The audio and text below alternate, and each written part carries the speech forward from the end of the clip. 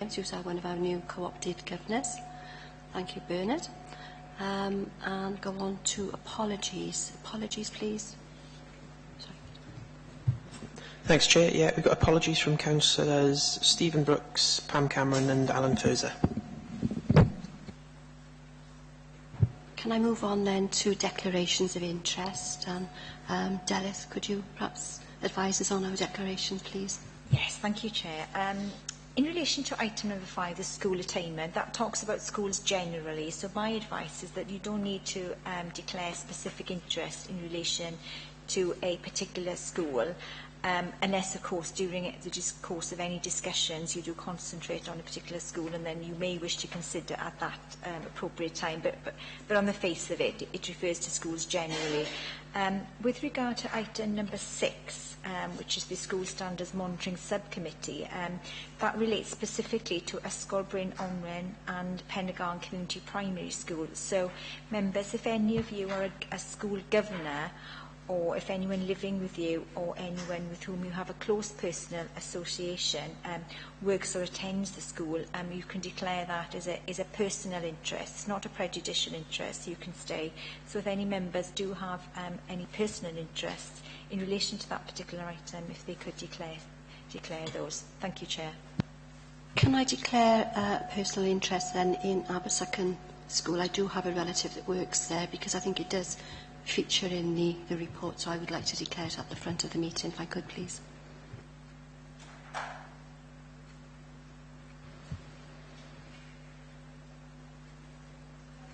Any other declarations?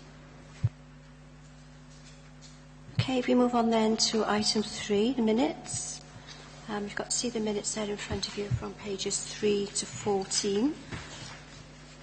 Are there any comments?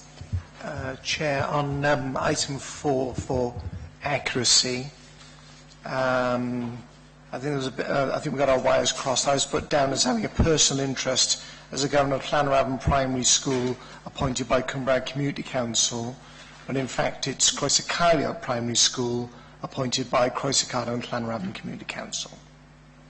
Can I also declare there on the first item, I declared that I was a governor at Nant Celyn School and not Blenheim. Any other corrections there? Are they all happy with that? Okay. If we go through then, page 5, page 6, page 7, page 8. You all happy? Move on then to item 4, which is the action sheet. Is there anything you need to take us through there, Claire? I have nothing to add, Chair, unless members have any specific questions on any of the actions there.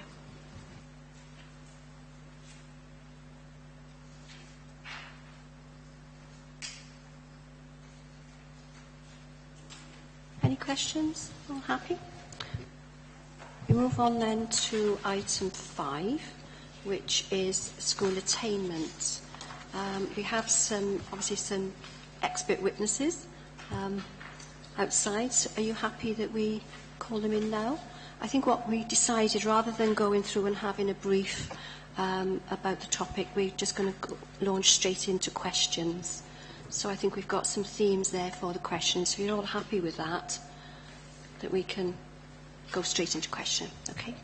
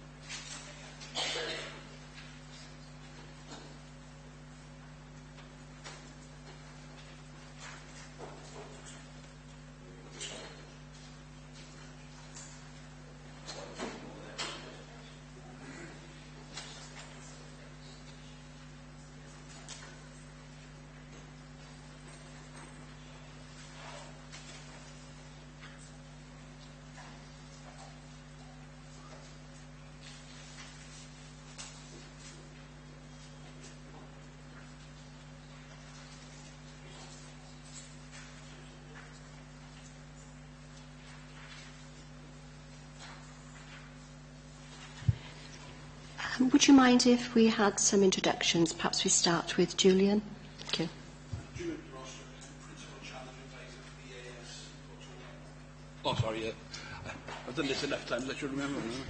Yeah, Julian Dorostuk, Principal Challenge Advisor for the EAS for Torvine. Hello everyone, Kirsty Bevan, Assistant Director for Challenge Advisors for the EAS. I'm Dermot Crystal, Head of Education Service. David Young, Exec Member for Education. Sharon Davis, Head of Learning with Education. We've had a discussion, obviously, about this. I think we are happy to launch straight into the question strategy, if you're happy with that. Okay.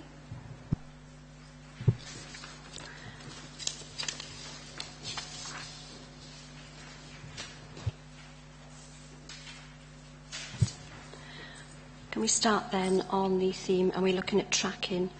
Can you tell us what improvements are we making to the target setting process?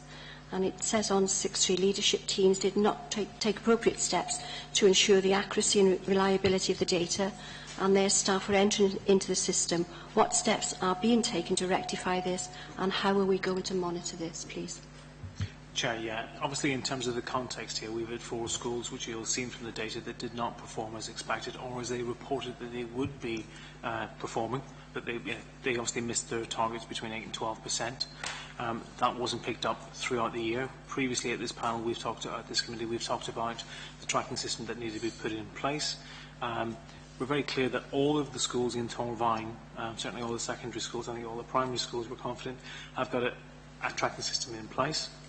The question here is, well, it was in place, but why didn't it work? What was wrong with it? Core issue, and we've had summit meetings with each of the 4 schools involved, which looks at an analysis of what's happened, their explanation as to why this didn't work, and that was the core issue that we looked at, so we can talk about this in some detail now.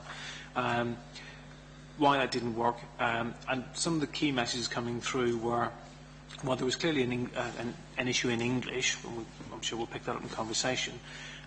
The quality of the data that was being put into the system by subject teachers and by middle leaders within schools wasn't being rigorously checked to make sure that it was actually accurate.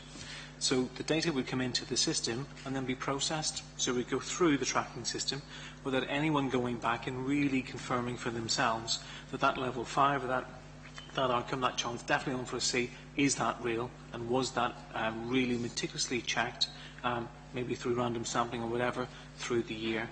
So I think that was a key feature that was coming out in those discussions, that it was information in, information out, but it didn't actually necessarily relate to the individual children.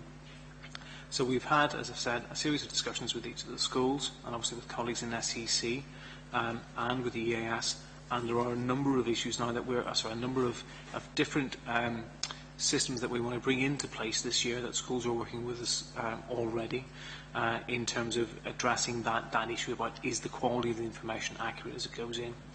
Now, there's a series of levels to this. It might be worthwhile at this point asking Julian or Kirsty to talk about how the EAS is going to change what they're going to do, and then we'll pick up what the local authority is going to do to make sure that we're quality assuring the EAS work as well. Is that okay, Chair? The normal procedure around target setting has been the school will set the targets come through to the challenge advisor. The challenge advisor checks them against all the background data. Then they would come through to me for another level of verification. Then they come through to the local authority. The local authority is encouraged then to random sample on some of the data on specific schools.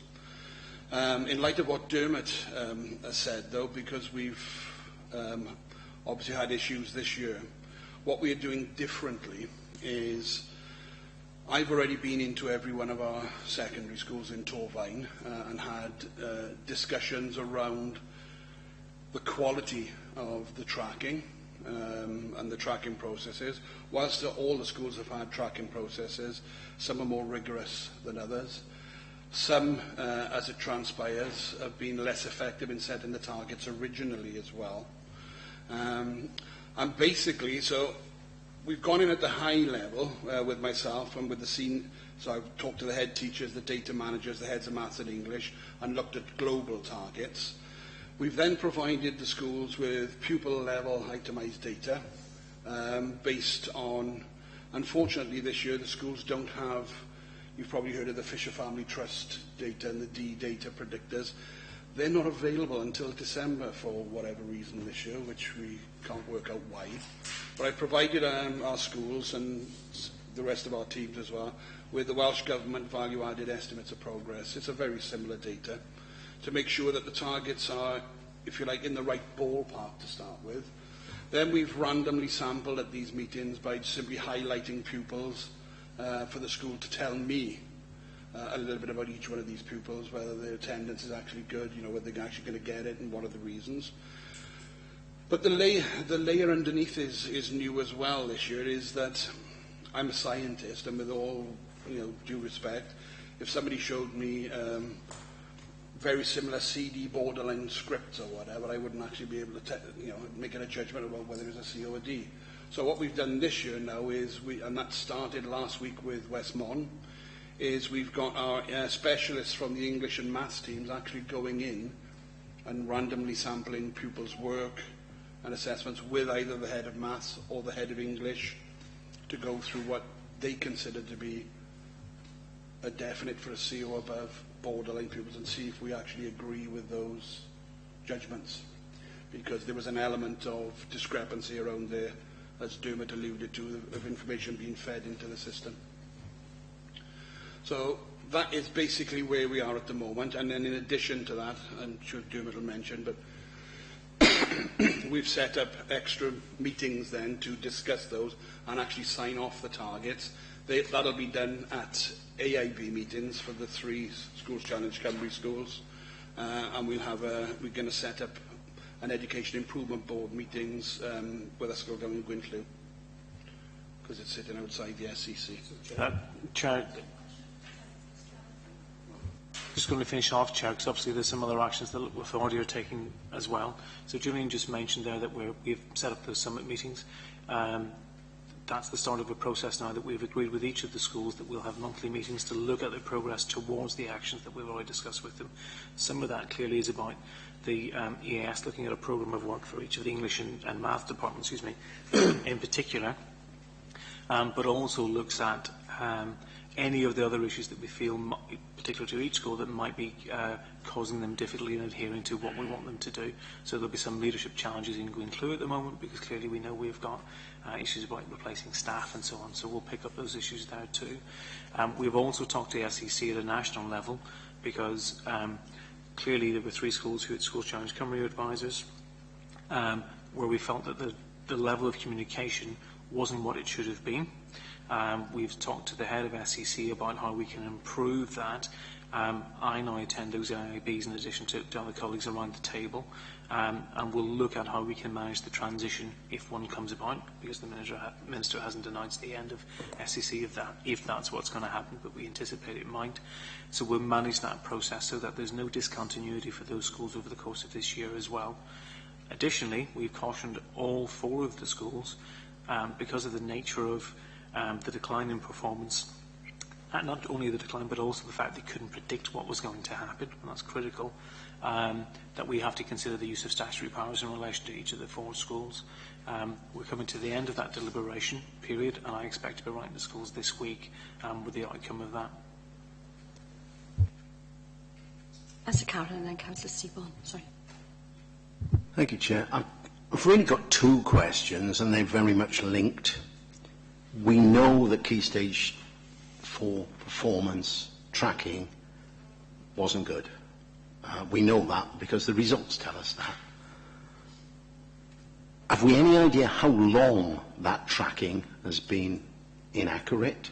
I mean, was it inaccurate at Key Stage 3, Key Stage 2, on the way through, or do we just know that it was wrong at Key Stage 4? And my second question is, given that we were so badly wrong on the tracking at Key Stage 4 this year, how much confidence can we have as members on the tracking at Key Stage 2, Key Stage 3 and Foundation Phase going forward? I just start and ask Julian to comment. Obviously, we've already been to committee several times about the fact that we had a lack of confidence in the ability of teacher assessment to actually reflect the level of progress that pupils had. And there's been a significant body of work involved over the last couple of years looking at how we can enhance that. There have been a couple of reports published in the last week looking at the quality of tracking and teacher assessment from Foundation to Key Stage 3. Clear evidence that there's been progress across Wales and in the consortium in the quality of tracking. So Julian might want to talk to that a little bit in a little bit more detail, but we're confident that we're having a very strong improving picture, particularly in primary and into Key Stage 3 to some extent. What went wrong this year? I mean, the first question is, I drove around the schools with Councillor Yule in the morning as this picture began to emerge. We were thinking, how did this happen? It's a really, it is the question that we're all trying to grapple with. Clearly, the difference between where schools actually performed and where their targets was, what their targets said where they were going to be, there had been some variation in previous years. That was the case, and we talked to those schools about those particular instances. But we have never seen anything like the scale that we've seen this year. So there's something qualitatively different that's happened this year, because we had no reason to believe, bearing in mind we've had 4 years continuous progress, that we were heading to a position where something fundamentally went wrong or was going to go wrong. Clearly, if we had been, we would have done something about it. So what we're seeing here is something quite different, and it really does come back to the issue we're very clear on, is that complacency is not a word that doesn't fit neatly, but there was too much taken for granted in systems in schools, and I'll put my hand up for this as the lead officer, we accepted that data coming through. And with hindsight now, there are things that we know we can do now. Would it have been proportionate to do that at the time? Would that have been fair to schools to say that we're going to come in and look at the level of independent random sampling that we now think we need? I think it would have been made difficult to construct that case to say to head teachers that's fair, because the evidence wasn't there to actually support it. So something's gone wrong this year. We're very confident, increasingly confident, that the discussions we're having with schools, who equally, and I should say this, all of the head teachers felt this very personally, and really are driven to make sure that this cannot happen again. I don't like to speak for other people, but I think that's a fair reflection of the discussions that we've had with them. So there's an absolute commitment and openness to changing behaviour and practice in schools, which means that perversely, I think we'll end up with a far more robust system than we would otherwise have had. So I am confident that what we're putting in place now will give us a much more accurate picture, bearing in mind that the targets that we set this term, and Julian's mentioned that we'll do that jointly with schools, we'll be there, we'll have that random sampling done, we'll have that discussion with heads of department, with their head teachers in schools, and challenge them face to face. As we go through the year, we expect to see change, because that's what we should expect to see. Last year, one of the warning signals was that there was very little variation coming through in the progress reports from the actual target. Now, we'd expect to see some of those progress reports this year say that some children are actually over attaining where we thought they were going to be, others coming down. So the way to check this is to make sure we're seeing that variation in the dialogue we're having around individual children, so it's a much more accurate picture. So we think we are confident that what we're putting in place will have a significant impact. So Julian, I don't know if you want to add anything to that. Let's bring in Councillor Seaborn a minute. Councillor. Yeah, thank you, Chair. I've been listening to what you've been saying, Dermot and Julian, about checking the targets. It was you, the LA, that closed 2 schools, one green school and one red school, and you combined them. And that was 9 months of data that you didn't have. Did you expect the level of results from that school to be high or low? We expected the level of results from that school to be in line with what the Chair of Governors and the head teacher told us it was going to be, because that's their job. Those are the systems that are in place. The school is well resourced. We as a local authority had a very clear transition process in place with those schools and gave them every opportunity repeatedly to say, are there any other things that you're struggling with at the moment? How can we change the level of support? Now, the head teacher and the Chair of Governors in the school that you're referring to at no point signalled that actually there was an issue. There were issues around buildings and around roads and so on, but not around the quality of education that was being delivered. So this fundamentally for us comes back to the issue about how we're tracking progress, which is the fundamental responsibility of the head teacher and the chair governors at the school. We're there to support them with that. So we expected us to come out with a level of result at that particular school that the school were telling us they were going to. That takes us into a discussion then, of course, about how do we support them with the tracking and how do we quality assure it. But that was our expectation, obviously, because that's what that school reported to this committee as well. I bring Jeff in. Can I ask Kate, obviously from the AS, are you confident that all the measures that Dermot said that he is undertaking are going to give the required results? Since the results, obviously, just to say to this committee, we were equally as disappointed with the results as the local authority and have worked very closely with the local authority over the last few weeks because we completely understand that we can't be in this position again next year. I am confident that the measures that we are putting in place will secure more effective quality assurance of the progress towards targets data that will be shared with you. The random sampling of work, the fine levelling, the additional support that we will ensure happens from our maths and English teams in those schools with bespoke support plans. Going forward, yes, I am confident. These children do have to sit exams, however. Can I confidently say that every pupil targeted to get a C will get a C? No, I can't, being honest with you. But I would say that we're putting in the processes and procedures that we need to make sure that our quality assurance is as strong as it could be. Just to go back a bit, Julian, I'm not sure if I misheard correctly, but did you say that for the last academic year, when you received what the targets were going to be for each individual child, and you passed them on to the local authority, did you have an expectation that the local authority will actually be doing random sampling for the tracking system? Yes, and they did. With primary, I think we challenged about 8 schools last year. But what about secondary? Yeah, we challenged one set of secondary targets because it was at the Key Stage 3 level because basically they were continuing below the median.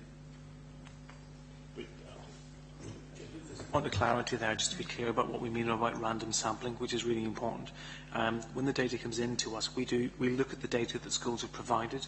We look against historical data, if you like, then, and say, well, hang on, should that really be where it is? What we haven't been doing, is going back to the individual pupil level data in school and looking at books. So that's what we're now describing is going to happen with specialists from the ES going to do that. Just one question for the ES then.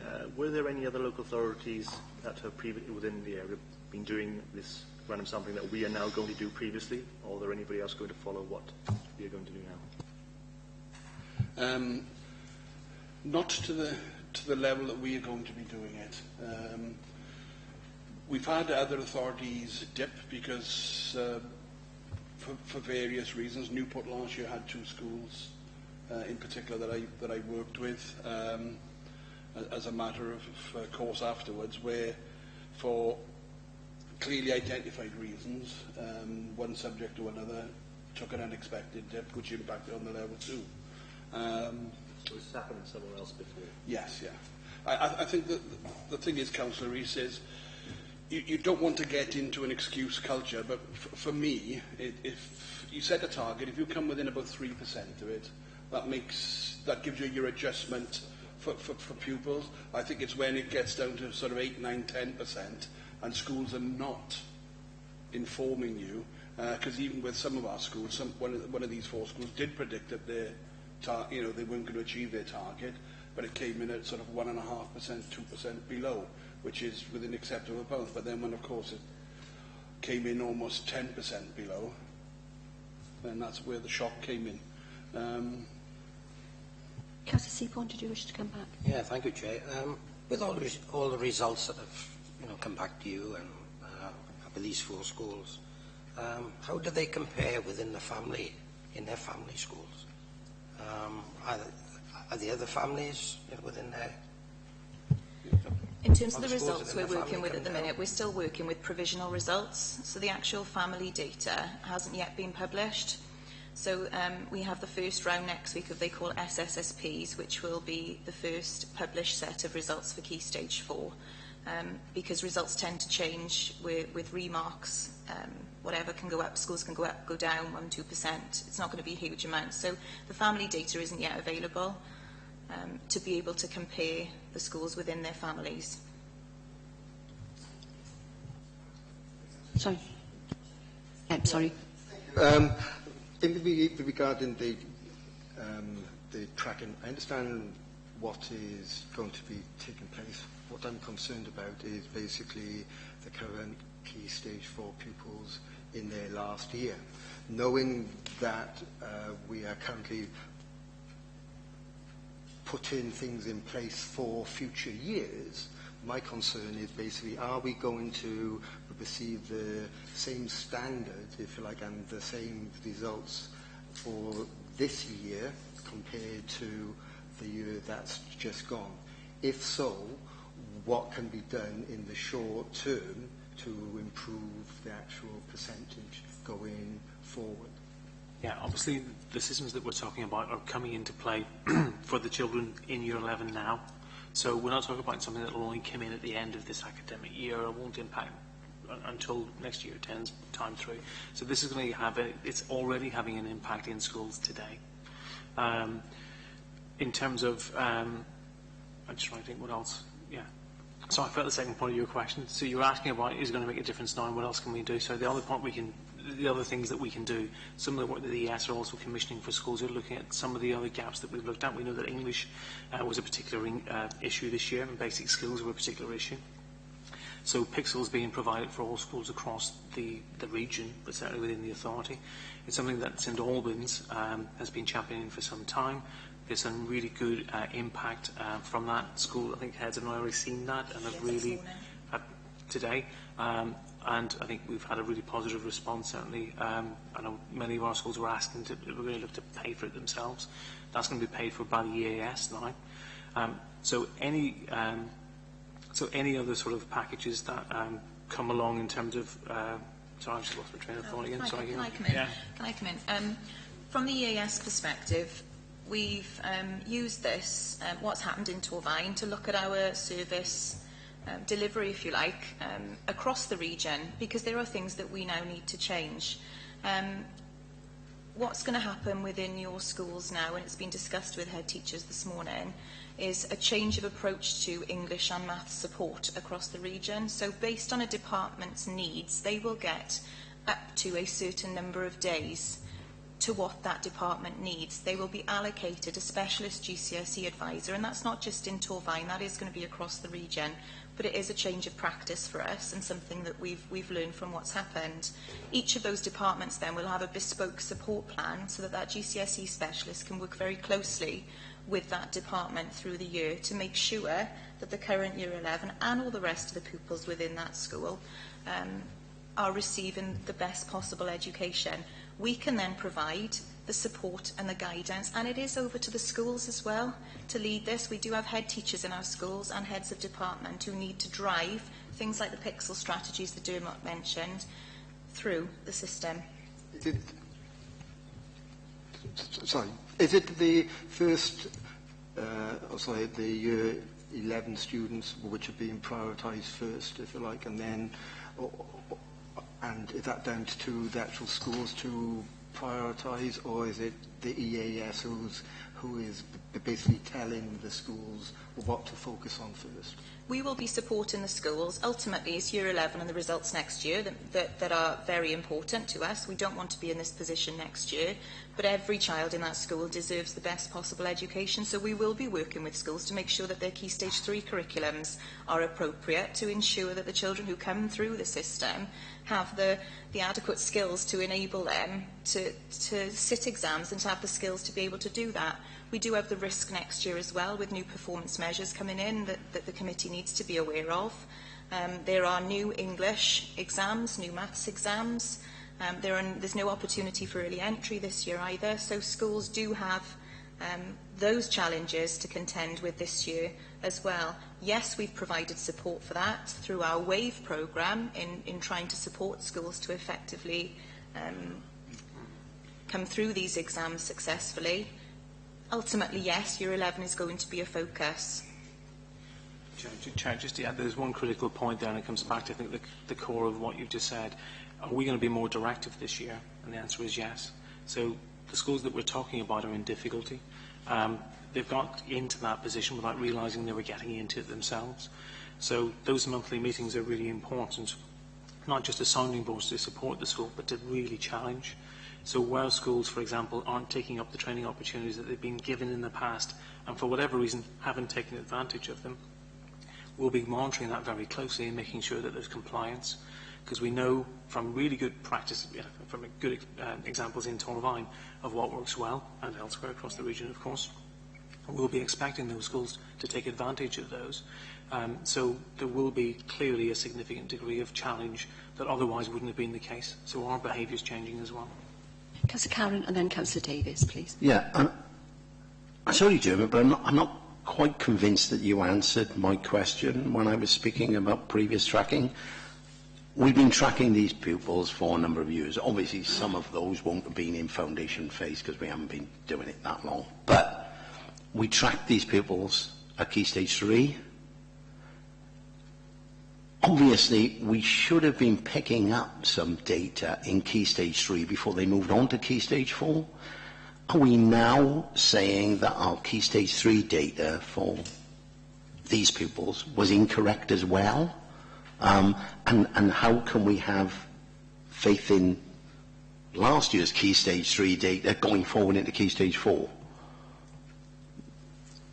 I think that's a fair challenge. I think it's also the case that what we realised in talking to the schools this year is that the range of data that they had available to them wasn't being used in the way that we would expect it to be. And Julie might want to give us a few examples of just how we've supported schools to really make sure they're honing in on the data sets that are there, that are available, that are the most reliable. First of all, if I deal with the Key Stage 3 comment, the Key Stage 3 data is now more reliable and the Key Stage 2 data than it's ever been because of the national project that's gone right away across Wales, the START programme, around its random sampling and assessments. So basically, schools have been, 10% of schools this year, including 10% of schools in Torvine, have been randomly sampled externally to check that their levelling is in line with the whole of Wales. In addition to that, Torvine clusters, the secondaries and the primaries together, they're in their second year of development around cluster moderation, and they are really starting to come up with some very, very good practice, which has been recognised by both Estin in school inspections and across Wales. So the Key Stage 3 data is getting more and more accurate. The issue we have with data, and this is a factual comment, it's not a personal opinion, up to Key Stage 3 it's levels, and then from Key Stage 4 it's grades. And there is an element of mismatch, and no matter how you look at the statistics, we are increasingly using conversion tables with secondary schools, where, you know, if you hit a level 6 and such a level, it's such and such a percentage of getting a C. But it's only a piece of data, and it's only as good as the people who use it. And what we've done this year, for instance, I alluded to it earlier on, because the Fisher Family Trust data is not available, for whatever reasons, to secondary schools this year, I've already provided all the secondary schools with the Welsh Government value-added data. Now, it's also, bizarrely, generated for Welsh Government by Fisher Trust. So why they can't do one and not the other is unknown to me. But when I've used this data with schools, a lot of our schools haven't been using it because they were relying on the FFT. So there's a whole raft of data out there. And my mantra has always been, if you look at all the data and bring it together and then make the professional judgment, and I think there's been an over-reliance in the past on a certain type of data, and sometimes it hasn't been used appropriately either. But that's not an issue, that's a fact. We all know how much data is out there. But we have ensured this year that all our secondary schools, and not just in Torvine, but across the piece, we've based our initial challenge around targets for grades on the Welsh Government 2B data, so it's consistent across the piece. And we've had the conversations then going down into individual pupil levels. So I think perhaps for some schools, it's the first time there's been a real, genuine interrogation at a pupil level. Just to come back quickly, so can I take that you think that the Key Stage 3 data for these pupils from a few years ago wasn't accurate? No, you can't make a generalisation because basically, when you get data, you can either have it from Key Stage 2 to Key Stage 4, or progression data, or Key Stage 3 to Key Stage 4. Now, interestingly, you would think that secondary schools applying their own decisions at Key Stage 3 would be a better indication of a target for Key Stage 4. But nationally, when you look at the analysis of data, if you use your Key Stage 3 data, and I'm sorry to talk jargon, but it actually depresses the targets. So it lowers the targets rather than using the Key Stage 2 data. So there is a mismatch with teacher assessment. I think a lot of progress has been made nationally. A lot of progress has been made certainly in Torfaen. If you're asking me, is it perfect? No. And there's still work to be done, but I think this year the data is far more accurate, and last year was better than the year before that. It's been an ongoing process. Chair, Yes, thank you. In the report, on page 23, we look at 6.3, but then in 6.4, talking about the English performance, and saying about the changes in leadership in English departments at various schools, which it seems has caused problems with the data which have come out.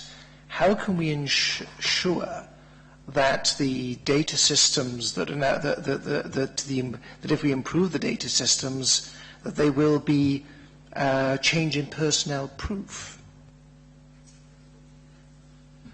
We've already alluded to it by use of the specialist teams because, as I said, if I go in and I look at the processes and what data, and I can challenge on, tell me a little bit about Chloe or tell me a little bit about John, you know, and the sort of the well-being factors.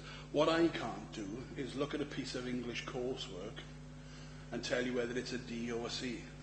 And I think this is what's alluded to in that comment is in some schools, because of changes in personnel or whatever, should we say there's been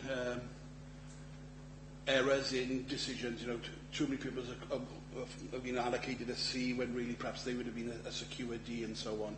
To answer your question, that is the sole purpose of the English and Maths specialists going in now as part of these new rigorous processes, so that we've actually got English specialists actually looking at pupils' work, pupils' coursework, pupils' assessments, and then saying to the head of English in this school, right, you've got this pupil down as a C, you know, I think it's a D, let's have the conversation.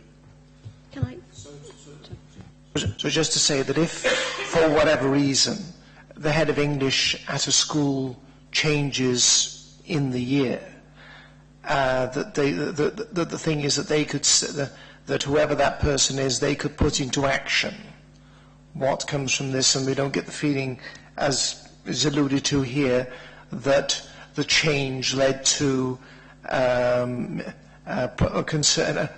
led to mistakes in the system, which caused the problems that we had with being so far under target. I think what we're trying to do and what we're doing this year is make sure that capacity across the system is far greater, it's enhanced, that there's training and support for everyone across the system, focused on heads of department, but looking at the practice in every classroom in all of our schools. Can we ever give anyone a cast iron guarantee that when there's a change of provision, it's absolutely going to be seamless? No, but clearly the reason why we put in those monthly meetings is to make sure that if anyone does choose to leave or change the life circumstances, they're not going to be in the school anymore, that there are systems in place to make sure that the good work that's already been done is maintained and supported during that interim period.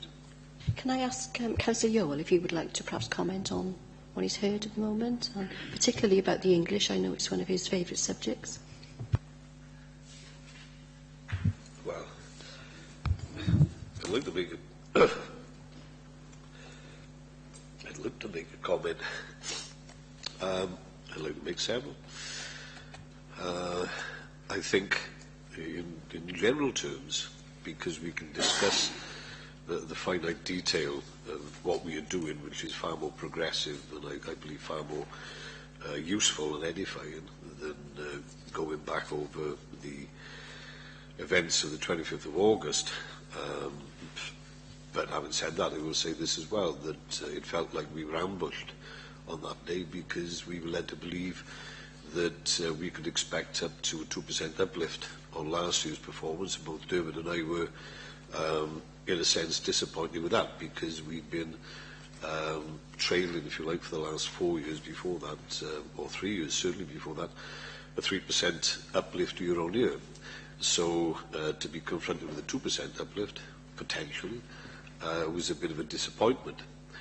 But that tad of disappointment turned into a massive tidal wave of disappointment because as we went from school to school, we were getting knocked sideways by this ambush of results that we certainly didn't expect because we'd been led to believe something entirely different. I think there is a very general sense, and I don't think it's been mentioned so far, but there's a very general sense where in 4 schools that have driven the results to where they were on the 25th of August, across those 4 schools you have to question the extent to which teachers and heads actually knew the pupils that were sitting the exams. Or certainly whether or not they knew them to the extent that they could accurately predict this, that or the other. There was an element as well of the quality assurance, which was arguably, some might say, not fit for purpose. Certainly there was a weakness in the quality assurance.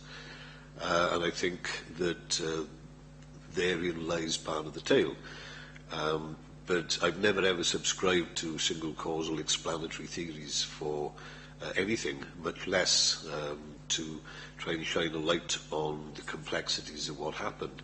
I think there are a number of factors, 2 of which I've outlined and several that have been outlined by other contributors. But that's what's been in the past. What's been put in train now, I believe, augurs well for the future. And to revert back to Councillor Kemp's initial question about whether or not what is happening now, what we've put in place now over the last 5 weeks, because it's been 5 weeks, it's been since the day after, in fact the afternoon of the results, we started formulating what can be done on the basis of what we were identifying then as perhaps contributory factors to the issues. So it's been 5 weeks, in fact 5 weeks tomorrow I believe it is, and we haven't stopped. And I think what we've come up with in terms of putting it into place, it's a very much a nuanced approach, and I think it augurs well for the future. But I believe also that whilst I will share Kirsty's view that you can't say without any fear of contradiction, without any shadow of a doubt, that this is what will happen next August when the results come out. Because kids have to sit examinations and that's sometimes a bit of a lottery anyway. But as far as it's humanly possible, we are confident that what we're putting in place not only will augur well for the future, but there is an element of more urgent and instant issue here as well. And if you like, it's almost like a marathon and a sprint. Because if we just concentrated all our efforts in terms of the marathon for going forward, and there is a sense where that has to be addressed, because the last thing we want is to be fighting fires year on year, but when it comes to Key Stage 4.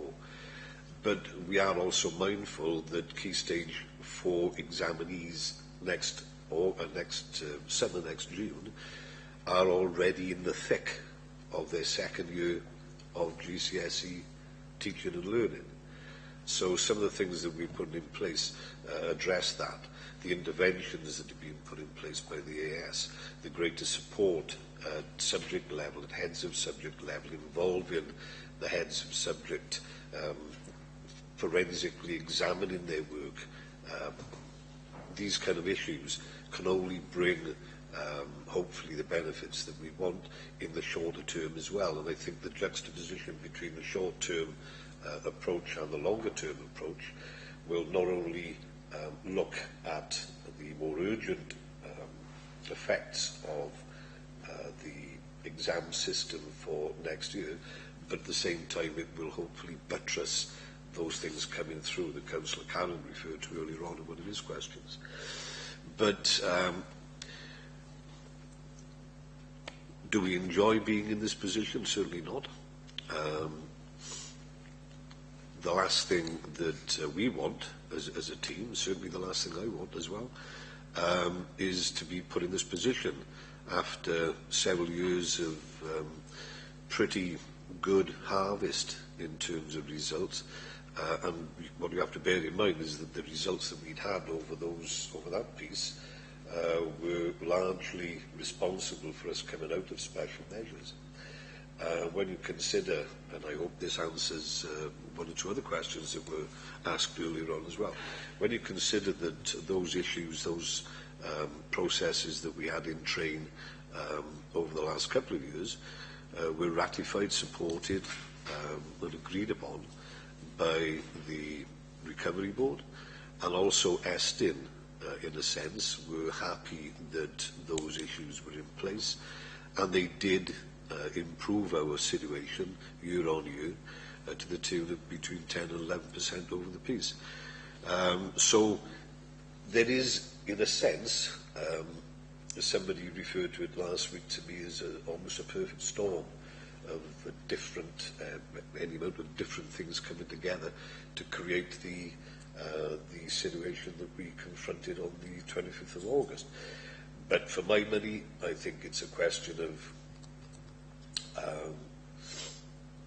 schools, to a certain extent, not understanding their pupils, and also to a certain extent a lack of thorough and robust quality assurance. Both of those elements will be addressed and have been addressed by the things that we put in place and that we have put in place. And that's all that I would say on that issue. If we go back to the original question, and you can refresh my mind on what it is, I'll see if I can answer that as well. I wonder whether you had any comments on the particular measures we put in place for English, as being as you were an English teacher. No, I wasn't an English teacher. Oh, sorry. Actually. And I'm not a practitioner of English, so I wouldn't be in any kind of position to give you anything other than a layman's view. As I've said about the situation in general terms, I think what's happening with English, and English was particularly poor not only in Torfaen or in our remit, the ES remit, but across the board, English tended to have a bit of a weakness there. What we've put in place, I believe, will satisfy the situation with respect to English. The one fly in the ointment is that next year there will be examinations in English that are and weighting that is sometimes significantly different to that which has already been the case. So we have to bear in mind that is something that we have to consider. And perhaps we have to fine-tune what we do. But in general terms, I'm more than satisfied with what we've put in place can accommodate that, notwithstanding that caveat about the difference in terms of the examining and waiting for next year's English. Bring Councillor Seaborn in, I think we... Thank you, Chair. You did allude to it earlier on about the turnover. I'm asking about the turnover of staff. You did allude to it. Did you take that into account? And are all our schools using the same exam board to mark these papers? In terms of the second one, I think the answer is yes. All schools now, whereas up until last year, where we had every school had a choice whether they did, English exam boards, Welsh exam boards. Of course, the new directive is all examinations in future, all WJEC. So that's a consistent piece now across the whole of Wales. And the first part of your question, I think it would be helpful if you were more specific. Are you talking about across the piece in terms of English, heads of English, or are you talking more specifically in a particular school? Well, throughout the schools. You've had a new head teacher, you've had new heads within different departments. Have you taken that in? I mean, obviously, changes in staff are beyond the local authorities' control because people decide when they want to move on, and that's obviously not something that we can directly control necessarily. So there has been a change of, we've seen significant change in head teachers in secondary schools across the borough. That's true over the last 3-4 years. Nearly all of them have either gone or, we're losing the head at Glenclue shortly. So I think the only head teacher who will remain the same will have been the one at St Albans then. All the others will have changed. We've seen significant change in heads of department as well. That's why in our discussions with the EAS, we've been making sure that the work that they do in terms of providing leadership support, middle leader support, is really a focus of the work. That's going to be enhanced again this year, and there's quite a body of work available there. It goes back to the point that we've made very clear, I hope we've made clear today, that where schools aren't taking up the opportunities that they could have done, we'll be very closely monitoring that to make sure that they do get the training and support that they really need. And we'll be quite vocal in making sure that they're aware of that. So to that extent, yes, of course we've taken account of it, but there will be some pressures that clearly are beyond our remit to manage.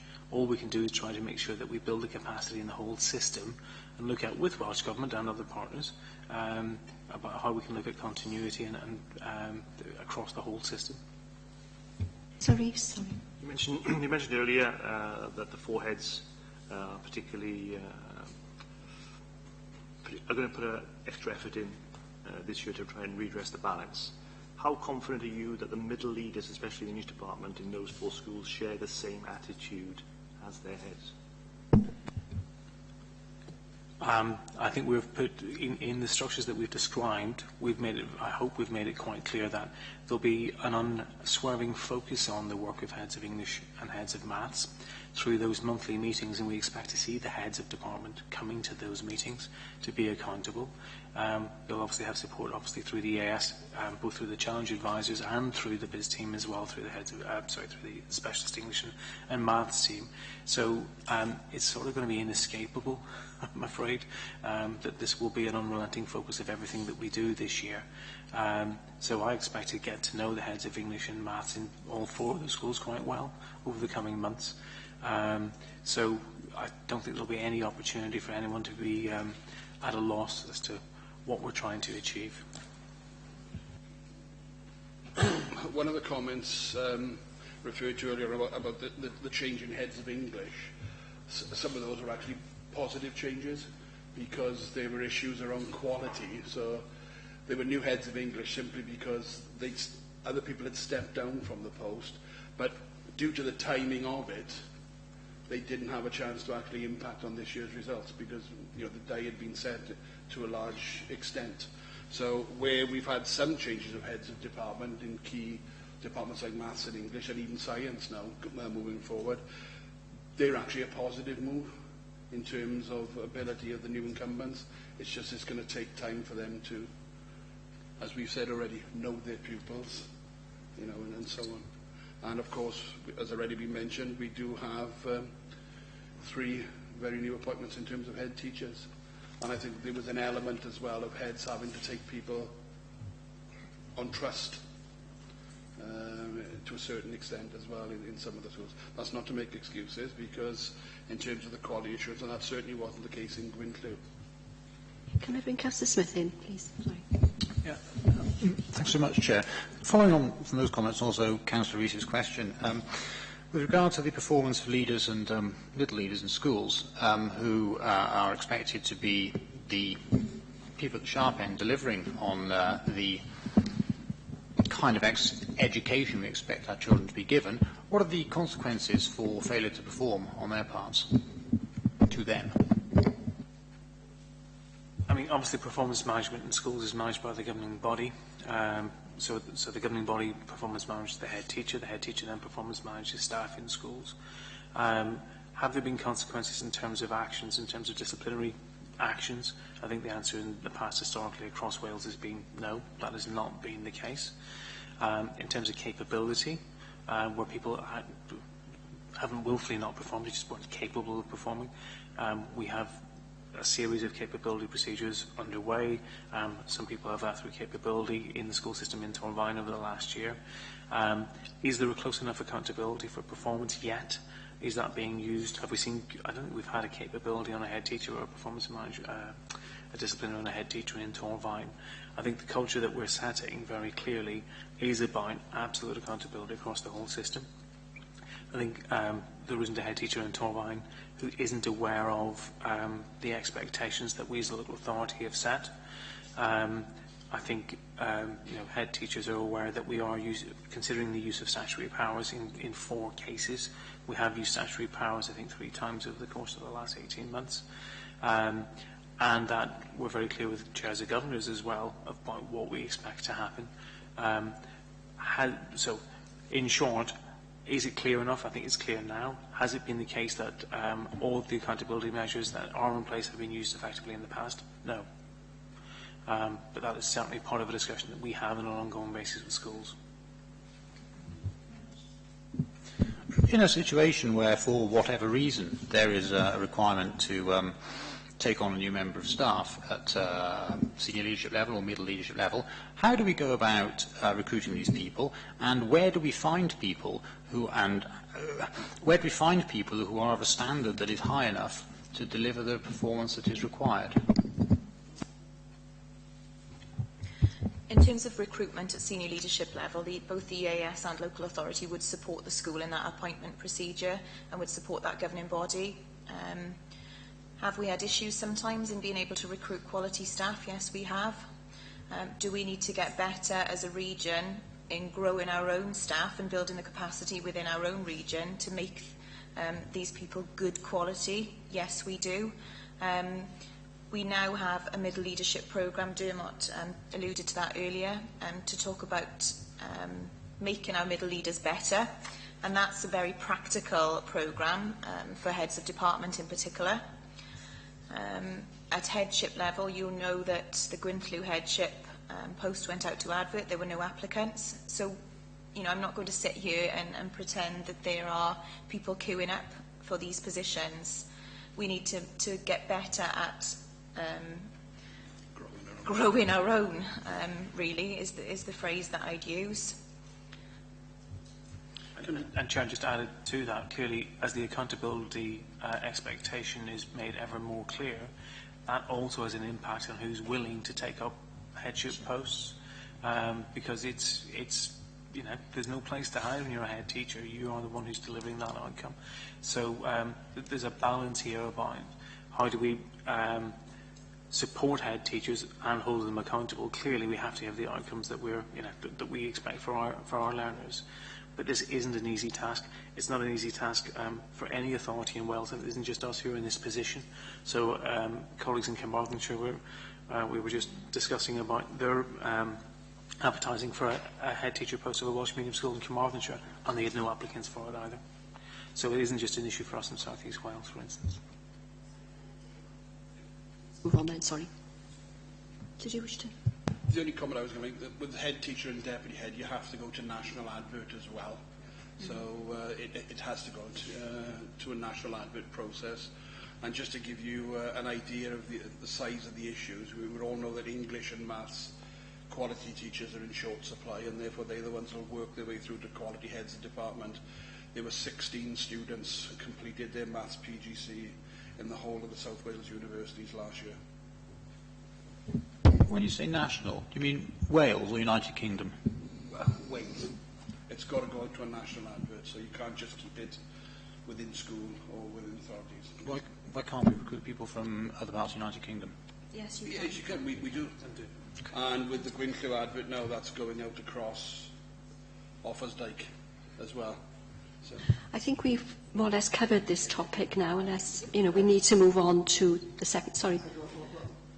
Well, the thing is, it's linked to the teaching and to the theme for teaching and learning, but in many ways it's an onward from that, because in point 6.13, in the fourth point, reference is actually made to outstanding classroom teachers, and I think in many ways it's relevant this, but a concern which was put to me by which has been put to me by some people, that outstanding classroom teachers, that the only way that they can progress in the profession both for levels and also for pay, is to move out of the classroom.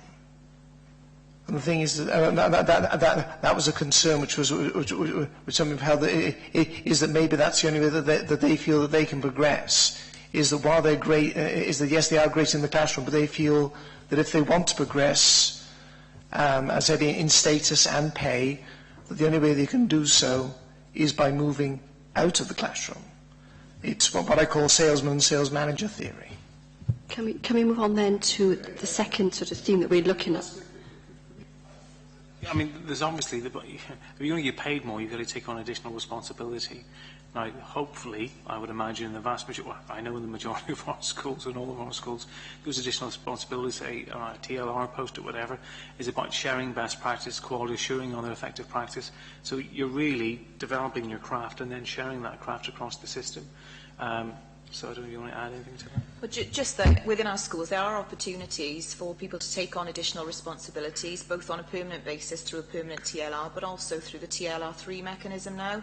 So they could have a specific project to raise standards within that school for a year. So there are opportunities for schools to use those mechanisms to enable staff to have more pay. Can we move on then? And to ensure that they are still out there in front of the children doing their job, doing that job in front of children. Yes. Any job description, basically, whether you're a TLR holder or not, your first primary call is as a classroom teacher, and any TLR responsibilities are additional to that. And the only difference for that is head teacher. Okay, we need to move on then. We're looking at the second sort of theme that we were looking at. Obviously, we need to remind ourselves that we did have School Challenge Cymru advisors in 3 of these schools, and I'm sure that members of the committee might have some questions they might like to ask about that. Could I just kick off? I mean the first question here on our theme list is, why has the funding received through Schools Challenge Cymru not achieved the desired benefits in those schools who've taken part? If I could just add a bit to that, I'm looking at the results here, and I'm going to concentrate on the 3 Schools Challenge Cymru schools. Abersychan went down from 14 to 15, and then again from 15 to 16. Westmont was the one that actually knocked the average up, because it went up significantly from 14-15, but then down almost to their 14-15 level in 15-16. And then Cwmbran High was pretty much the same in 15 as it was in 14, and then has gone down in 16. First of all, we have to take Cwmbran High out of the equation, because any prior data is an amalgamation of 2 separate schools' data, one of which are in special measures. So basically what Welsh Government can do is they can amalgamate 2 sets of data. But I think you're on really shaky ground if you try to look at trends, because basically it's a brand new school and there is no prior data to compare against. Certainly you can make the comments and ask the questions around the Abersychan and the Westmont schools, because obviously they're not new schools and they have basically been in receipt of Schools Challenge. But Llantarnam was getting Schools Challenge Cymru money? Chair, yeah, they were. I think the point Julian is making is that it's just statistically, we're on dodgy ground to try and say that there's a comparison between years when you've got a new school and a new cohort coming together. It isn't valid to simply bolt the 2 sets of results together and take an average. So in terms of national categorisation this year, Cwmbran High won't receive a Step 1. It didn't last year either. So the Step 1 data that's published from the Welsh Government, they won't receive that because they're a new school. I understand what you're saying, and okay, perhaps we'll drop Cwmbran High from that, but I mean basically the Schools Challenge Cymru results have not been significant over the entirety of the time that it's been happening. I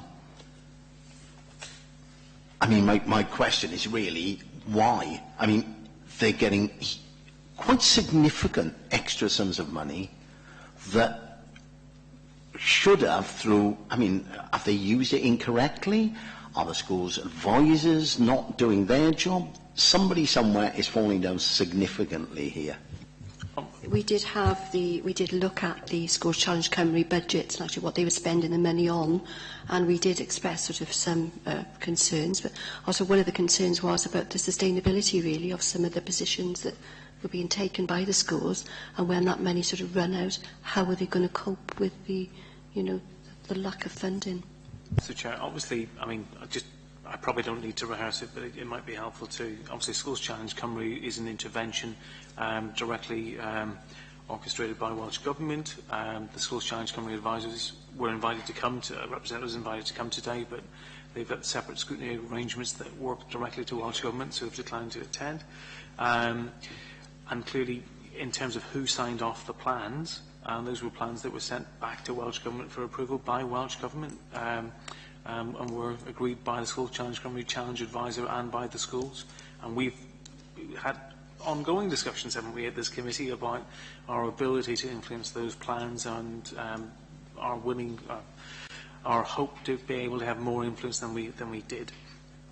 What's come out of the 3 summit meetings that we've had for those schools, there was clearly some acceptance by Schools Challenge Cymru that the target setting process itself could have been more accurate in the first instance, an acceptance that there wasn't a focus on looking at the data going into the targets, into the tracking processes within schools, and again that theme of acceptance of whatever the numbers are, that's fine, but they were accepted as being valid.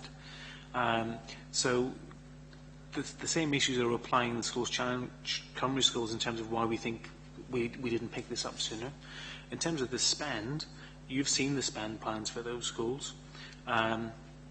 Some of it has done some really good work. I'm confident it's really impacted on individual learners and made their experience at school very much more positive. Clearly it hasn't translated into the gains that was expected by the Minister, by Mel Ainscough, who coincidentally sat on our recovery board, and by the schools themselves. And I think that comes back to those fundamental issues that we've said that we're now addressing across the piece in terms of, are we getting the basics right? Are the heads of department really on the ball? Do they really have the skill set that they need? Are they being held to account? Do they have the random sampling and support that we've described, supporting them to get it right? And is there enough rigour within the systems? It's quite clearly the case that that wasn't a focus in any of the Schools Challenge Cymru schools. Just to ask the question, you don't feel that the money, the very large sums of extra money they received was spent incorrectly? You actually, I mean, to a degree it seems to me that you're blaming the Schools Challenge Cymru advisors for not having a rigorous system of checking in place over the monitoring. Of course, I didn't say any of that, did I? What I'm saying is that the money was spent. It was spent on things that benefited children. What we're really clear about in terms of how do we get back to the position of year-on-year progress that we've been having up to this year, that is about making sure the absolute fundamentals about the quality of teaching in classrooms, the support to those heads of department, the really finite grading of where pupils are at, the understanding of where pupils are at, so we can intervene at the appropriate point at the appropriate time, has to be absolutely rock solid in each of those schools. That clearly now hasn't been the case and wasn't the focus, and I'm repeating I think now what Schools Challenge Cymru advisors have said to us, wasn't their primary focus in the way that perhaps we would have liked it to have been. Now, to add to that, Chair, we've had discussions with Schools Challenge Cymru about what's going to happen from this point forward. We've had that at a Welsh Government level with the people who manage SCC and with our local champion as well. We're very clear now that the arrangements that we've put in place with SCC and our schools are quite different. We'll have more, control's the wrong word, we'll have a stronger voice in our partnership with Schools Challenge Cymru, and we will be reassured that the steps, that the measures that they're putting in place are fit for purpose in terms of the quality of tracking, for instance. I know I'm making a nuisance of myself on this one, but really, I can understand exactly what you're saying about tracking, and but there was an awful lot of money involved here, and what I'm trying to say to you, I suppose, in my clumsy way, is that they've had all this money, and they haven't used it on improving teaching and learning in the classroom. That seems to me what's coming forward here. So basically, they're not going to miss that money going forward. I think there's two different points to that. Has it had an impact? The answer patently is it didn't have the impact they intended it to have because results went down. No one had suggested that was going to be the impact we were looking for, clearly. So to that regard, I can accept what you're saying has to be valid. I think the SEC have to accept that in those instances, in those schools, it has to be valid because performance declined. That wasn't clearly the intention. In terms of going forward, will they miss the money? I'm sure they will, because that was a significant amount of funding going in. That was always a concern that the local authority, and I think this committee raised from the very beginning of the process and other local authorities across Wales, and we've raised that repeatedly. It's now our task, whether we like it or not, to manage that, and that's what we're in the process of doing. What we know works in schools is having those really good systems in place, built on knowledge of teachers, of their pupils, of having robust systems, really properly quality assured, and I won't go into it because we've talked about it enough in terms of how we're going to do that, and that will really, I think, make a difference in those schools. Having had teachers there who are also committed to sharing that process with us and see the local authority and the ES as their primary partners, I think will also be will really help make a difference too. I was just going to say, really, what really was their focus then in the schools? Obviously, they weren't identifying the sort of the assessments and the target setting. So, what were they focusing on? They didn't seem to be challenging those targets. So, Chair, I'm almost minded to say that that's an issue for Schools Challenge Cymru to really to answer to the committee, because I can't speak for them. All I can say is that when we had the summit meetings and looked at were the things that we were led to believe were in place, the answer was actually no, they weren't as robust as they should have been. And I suspect the answer is then in the spending plans that they had, because that was the focus of their work in the schools. Could I ask about the other sort of School Challenge Cymru schools then in the rest of the region? Has there been an improvement in any of the schools there, or is it just Torfaen that we've seen this? There have been improvements in some SCC schools across the region, but not in all.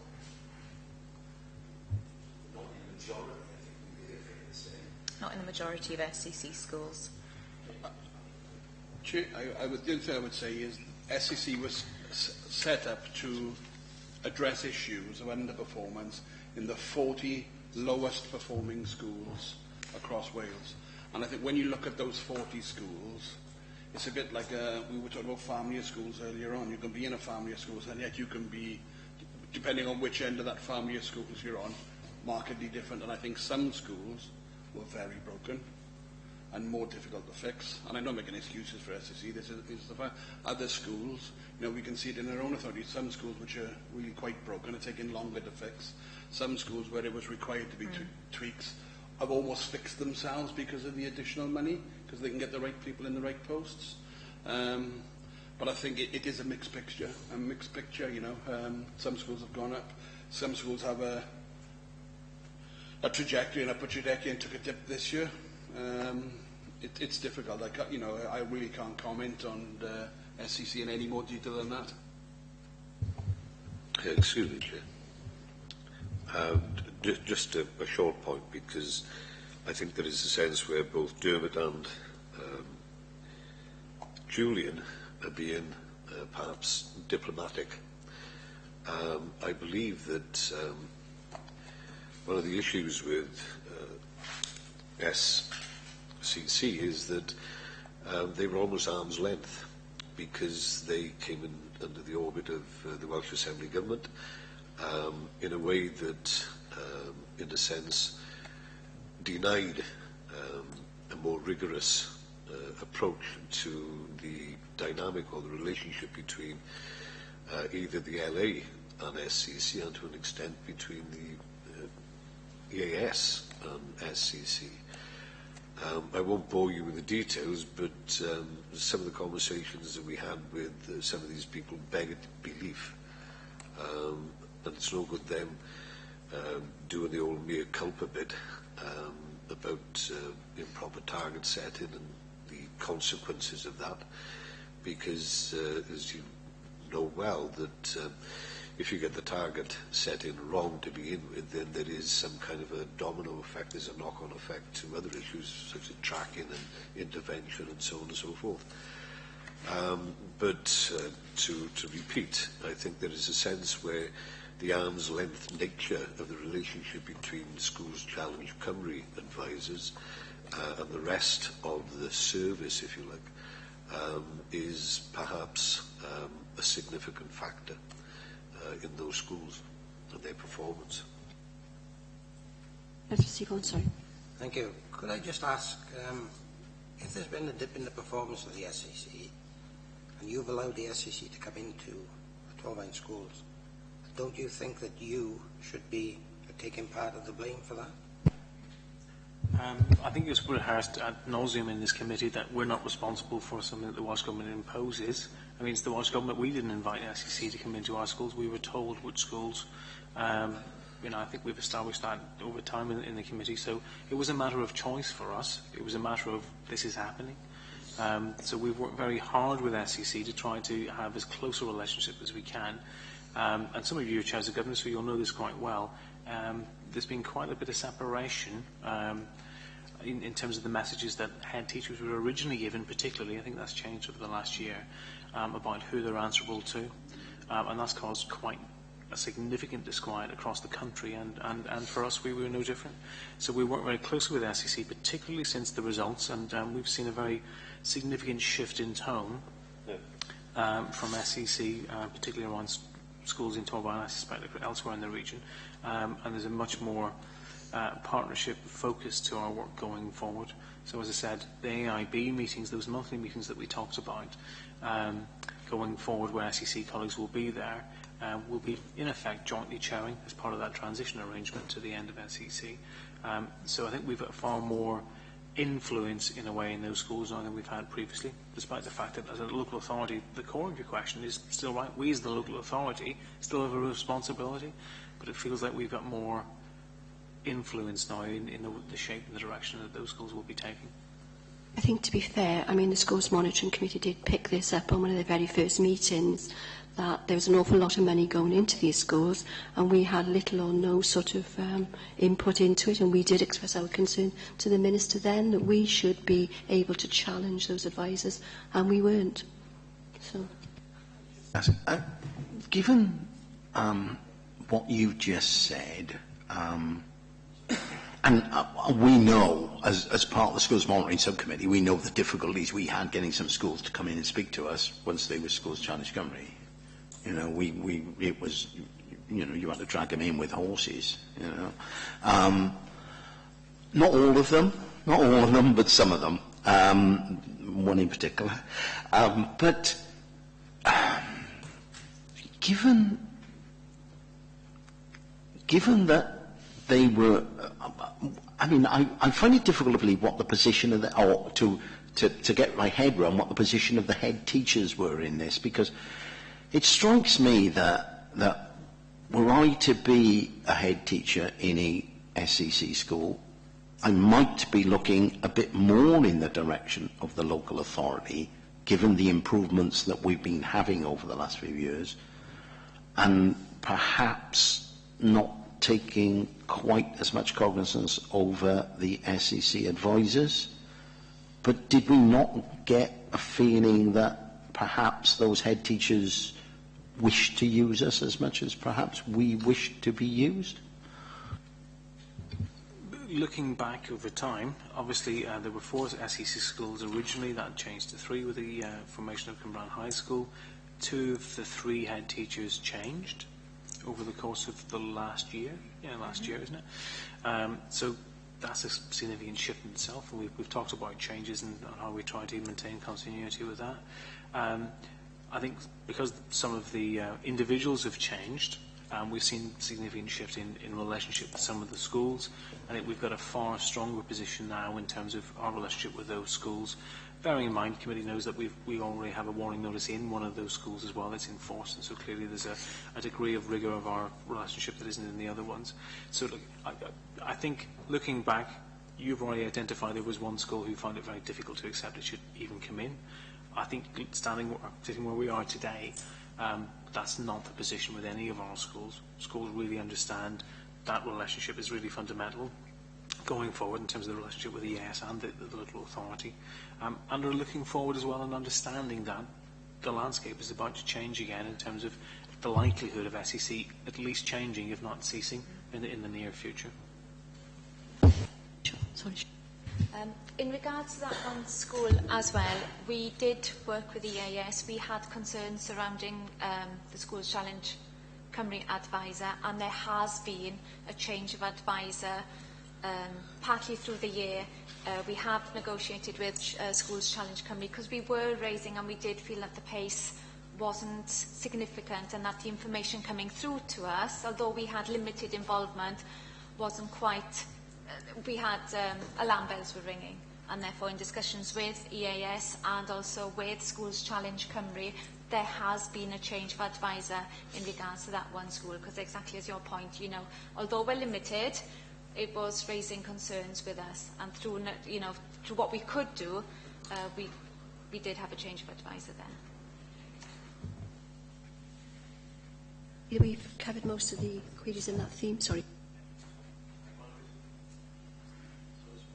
For Sharon, I think, really.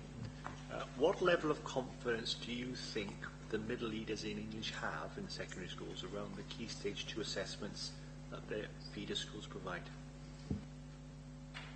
I think, as you know, with the whole teacher assessment piece of work we've had, it's been ongoing that, obviously with the level coming up from Key Stage 2 to Key Stage 3, that there's been discussions with secondary and primary colleagues, as in the trust surrounding those. Absolutely, but as you know, as we've alluded to over the last 2 years, that's certainly got better because we've been working collectively with primary colleagues, with secondary colleagues. It's been a collaborative approach, not just in primaries, but also with Key Stage 3 as well. So it's an improving picture. No, we haven't cracked it, but as we've alluded to earlier, it's far, far better. And through the moderation process, that has enabled our secondary colleagues to work with our primary colleagues and to learn best practices from both, because equally, where at primary, they may be better placed for levels 4 and 5 and 3, whereas our secondary colleagues are far better at recognising levels 5, 6 and 7. And therefore there's a better understanding and a better collaborative approach now through the moderation process in aligning those.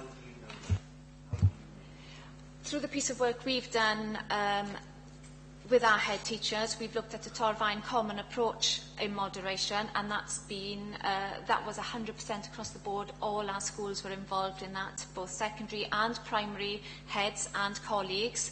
So that's a piece of work we've undertaken at LA, but also through the moderation reports that have come through that Julian alluded to earlier, they've been far more robust. The process has been this year, and then again, as Julian alluded, through the random sampling from Welsh Government in our schools, that's come back and proven to be the case. So reassurance, so you're confident the middle leaders, especially in English, are confident about our Key Stage 2 assessments?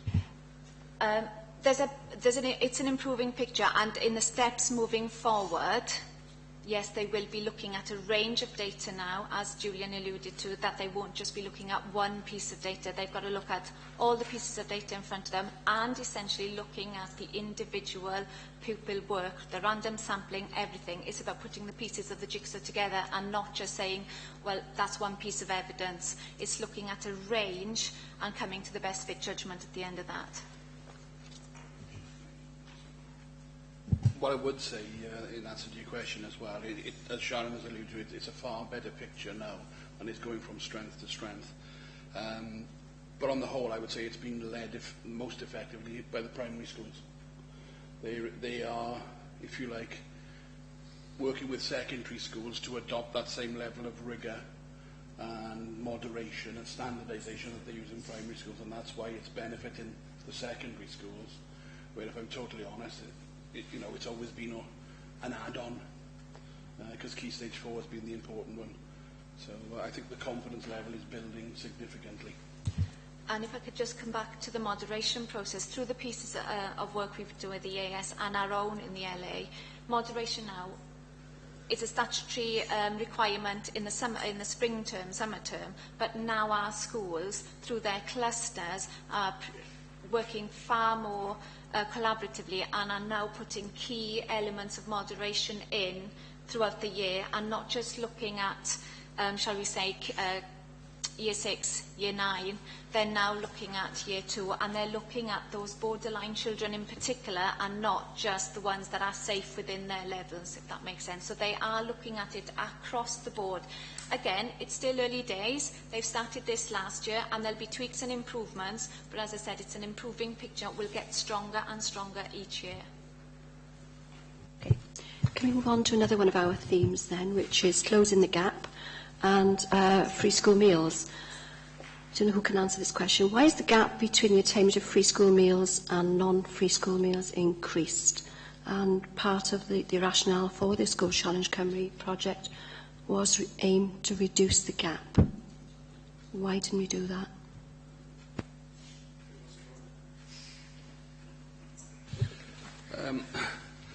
I think, again, if we can just park the SCC bit, because obviously, for the same reasons that we've already discussed, I think in terms of free school meals, sometimes, and again, I'm not making excuses for the secondary schools, but where you've got low FSM numbers in schools, and the comparable number of low FSM learners to the whole cohort, sometimes it can really skew a year's figure, so you tend to get variation anyway.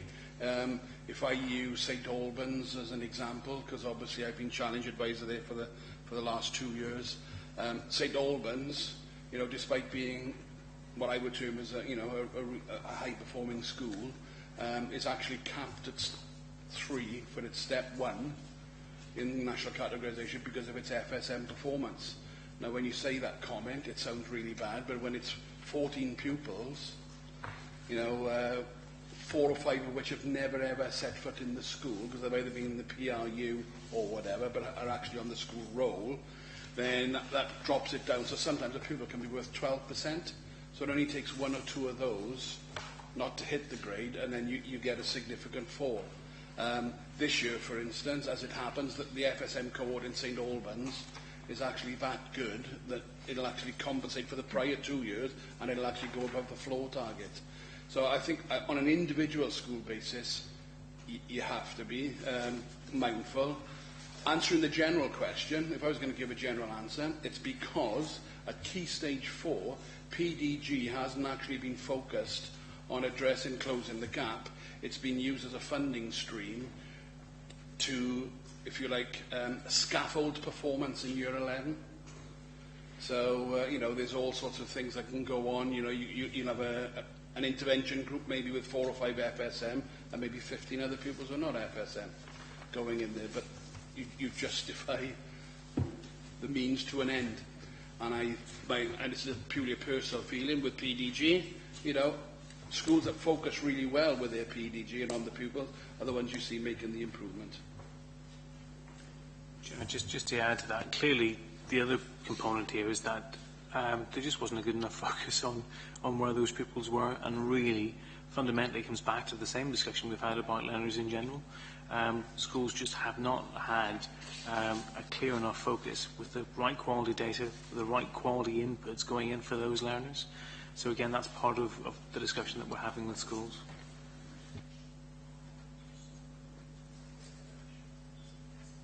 Sorry. Jeremy, you mentioned earlier that you might be writing a few letters to governing bodies, so perhaps you could offer advice to a governor who had responsibility, who possibly has responsibility for closing the gap, followed the Esting guidance, visited with a member of the senior management team who had responsibility for free school meals and closing the gap, asked all the questions that was in the guidance, was reassured that everything was on target, everything was being done, and yet we are where we are. So what advice would you offer to that governor and or the governing body in that instance? I think some of the learning that we're getting coming out of the summit meetings and the subsequent meetings we need to share with governing bodies in terms of the quality of evidence that you need to see to be reassured yourselves. Because in a sense, you are in exactly the same position as we as the local authority were in, because you're presented with a raft of data that says this is okay, but it hadn't been quality assured. So we'll certainly be sharing the learning coming out of our AIB and EIB meetings with governors as well. And in fact, we'll want to come to your governing body through the year just to share with you how we feel that's going. So that'll be part of a feature of what we're doing this year, to make sure that governors have that information and can ask for it yourselves. So it may well be we have a little guide for governors devised over the course of this term, so that equips you to have those same discussions, in addition to the other measures we've talked about. Any other questions? And then, the Education Service Plan is being reviewed, and obviously the business plan with the EAS. So can you give us some timescales when that's happening, and when you could report back to us in scrutiny so that we can look at it as well? The draft annex I've already submitted, and let me give you the date, Chair, because I've got it here. I've submitted that to Chief Executive and to Dermot on, in fact, there it is. Let me just find the date for you.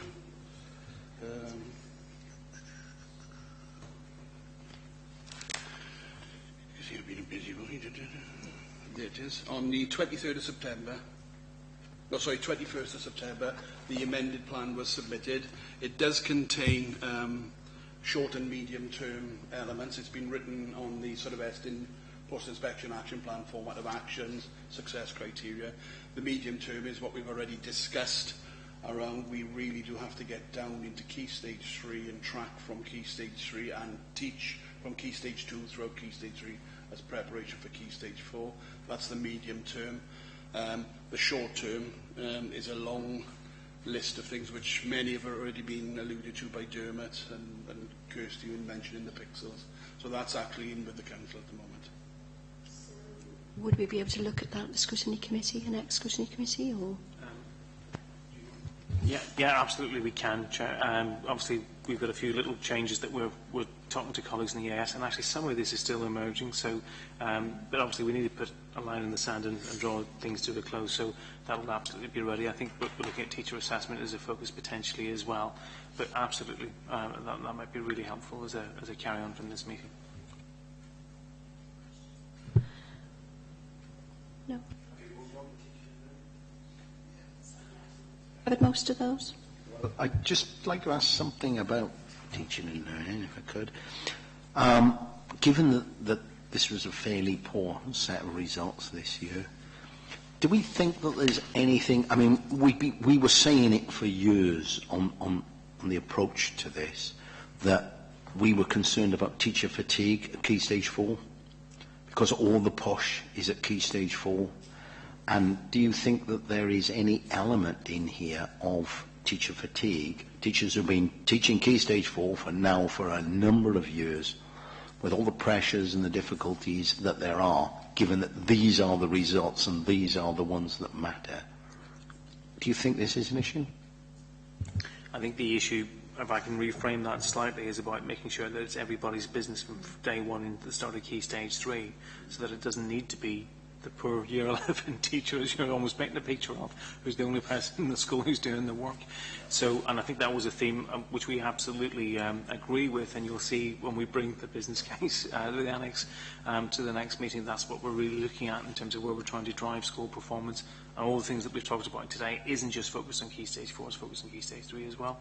So, I don't think that can account for the set of results that we've got in front of us this year, because arguably that was the same position in previous years when there was progress. So I think the point is still really valid, that we need to make sure that it's not just all the load in the tail end of the school.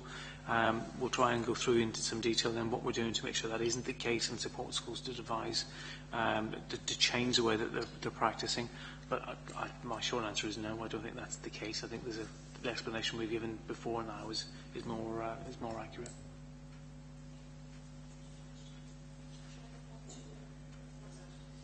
I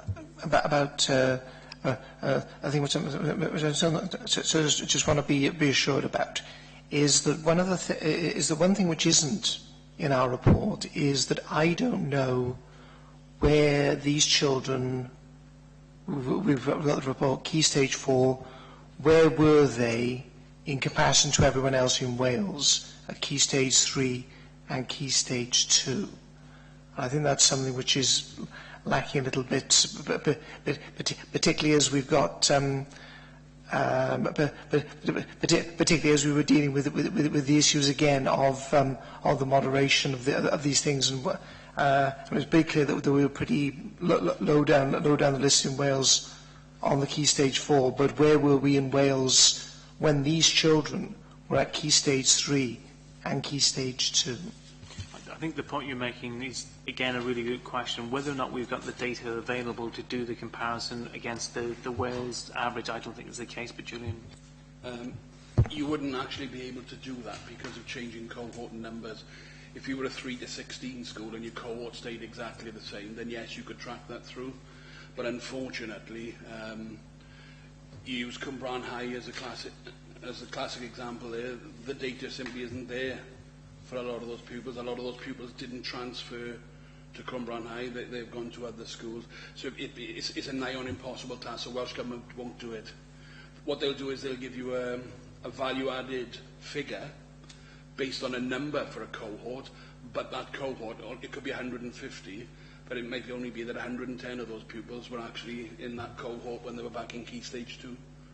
So it's not possible, unfortunately. Well, I'm a little bit, because the thing is that we've got the key, we've got here saying that at Key Stage 2 this year we are in such and such a position. Can't we then compare, when those children who are now Key Stage 2 get to Key Stage 3, say that when they're in Key Stage 2 they were in this position, and at Key Stage 3 they're in that position, in comparison to the whole of Wales? Because you claim that we compare apples and oranges, but maybe not. I don't. It just strikes me as rather strange that we cannot say at a particular stage they were 9th in Wales. They're saying they were 9th in Wales in Key Stage 2, but when these pupils get to Key Stage 3, they were 15th in Wales or whatever. And is there a reason for that? And that's something which does concern me. I mean, in terms of, to be able to do that, we'd need a management information system that was common across not only this local authority with the others in South East Wales, but across Wales, where you'd collect data on an annual basis about every child, and have that as a passport, if you like, that the child carries with them over time. That's an aspiration that many people have that would be really useful to be able to see then that real sort of progress tracking over time. It just isn't collected. That facility isn't available to us. So Welsh Government therefore use proxy measures and use amalgamations of data to give typical values then for cohorts going through, so what Julian described. I don't think there's any appetite for us to get to a management information system that would enable us to do that across Wales. That would have to be a national government issue because the cost would be absolutely astronomical, I suspect. Shall we move on then, members? I think we come to the end of our sort of questioning strategy now. So can I we're on to the last theme, yeah. I'd just like to say we've been through a lot of these questions already, the long-term plans, but can I just ask the executive member, how confident are we that our relationship with the EAS will deliver the improvements that we need? And can you tell us about any discussions you've had with Estyn or Welsh Government and the Recovery Board about these results? Please. Recovery Board, because we no longer have that relationship. There is no Recovery Board. No, I accept there isn't a Recovery Board, but I'm sure that they might have a view on this, as being as they were part of the Recovery equation. Board hasn't got a view on it because there is no Recovery Board. If you want to rephrase that question and talk in terms of one or two members of the erstwhile Recovery Board, yes, Dermot certainly has. I haven't as yet, but Dermot has talked to several, and I don't think that I'm giving any trade secrets away. You kick me on the table if I am. That there may very well be a dialogue of a more productive and effective way between at least one, possibly two of the erstwhile members of the Recovery Board. We have talked to the Welsh Government, and the Welsh Government people at that particular level regarding these set of circumstances have been very supportive. There have been talks about SCC that have been quite supportive. I think there is a general acknowledgement that since the 25th of August we have done everything that we can do rather, and we should be doing. So I'm more than confident that we can pull out of this. But as for talking directly with the Recovery Board, as I said earlier on, there is no Recovery Board, so we can't have a dialogue with them. Only members that used to be members of the Recovery Board, who are still amongst the movers and shakers of the education glitterati in Wales. Do you want to say something? Did you answer my question about Estyn? Can I answer that? Yeah. Chair, if I can. I'm just trying to find the date of the next Lally visit, the Local Authority Link Inspector visit, which is happening in late November. So obviously if we have that meeting before the next scrutiny committee, we'll give a fuller feedback then. I can't say I've had a formal discussion with Estyn, but I'm not under the impression that we're likely to have a repeat visit from Estyn rushing in through the door. I think Estyn itself is currently is consulting on a different way of inspecting local authorities over the next sort of 18 months to 2 years, which is based on a case conference approach. It recognises some of the benefits of recovery processes. It also recognises that it wants to be, I think in its consultation, it's looking to try to avoid local authorities coming into special measures. So I'm not anticipating at this point an early visit. The visit dates that we were given were either in November or December, so there wasn't a sense of urgency. And discussion with the Welsh Government doesn't give us indication to think that they have a sense of absolute alarm that we don't know what we're doing. We've obviously kept very in close contact with the Welsh Government, so they understand our analysis, what's happened, and we'll continue to do so. We will, as Councillor Yule said, seek support from, and in terms of our relationship with the EAS, we've been very clear with the EAS. We will also seek support from outside colleagues, possibly through ADU, possibly through previous members of the Recovery Board, to quality assure what we're doing, and they offer us challenge so that we have an independent view of the steps that we are taking. That's put to challenge as well, so we can take on board any other messages or any other sort of approaches that we should be. If you like, yeah, but in regarding Estyn, I know that we're coming out, or we are out of special measures now. However, if you like, Estyn, and this is forms part of the report as well, in which I'm going to read. However, in doing so, Estyn highlighted a number of continuing concerns against recommendation number 1, and still need to be addressed. And as you're well aware, it's basically recommendation 1 is raise standards in secondary schools, particularly in Key Stage 4. My question is basically, should we have come out of Estyn when we did, and special measures when we did? I don't think there's a question really for today, is it? Chair, I mean, I was just going to say... But it's part of the report as well, if you like, and I'm very conscious that you keep on closing me down, which I'll address to you.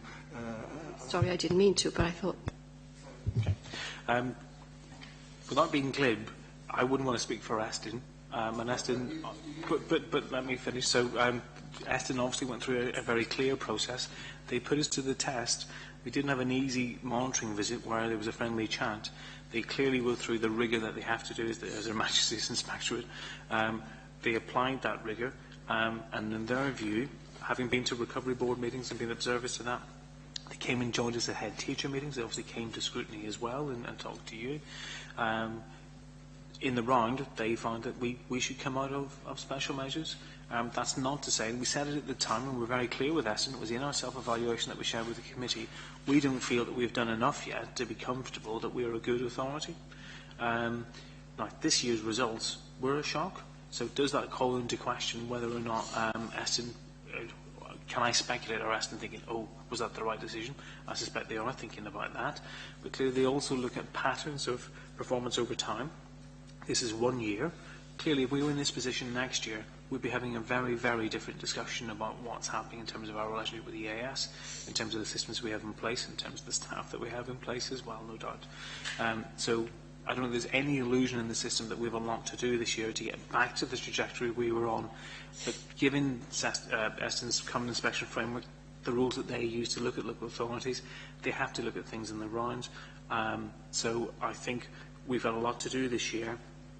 Good set of results next year, which is what we're anticipating we will get to, means that 2 out of 3 years we've shown positive progress in a pattern of progress that goes back over a significant period of time. That's what we're aiming to do, and that's what we will do. Councillor Karen, sorry.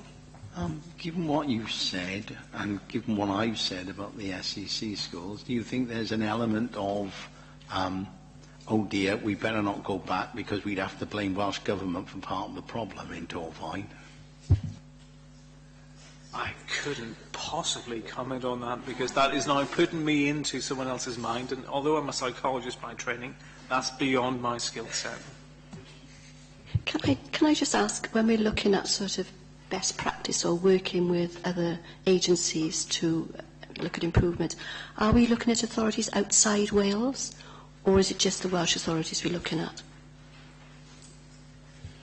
Interestingly, one of the things we were launching with secondary heads this morning was membership of Pixel, which is basically, it's a very large organisation of secondary schools. It started in England, but for the last 2 years now it's come across the board, and for the first time they actually have a dedicated, if you like, Welsh branch of Pixel.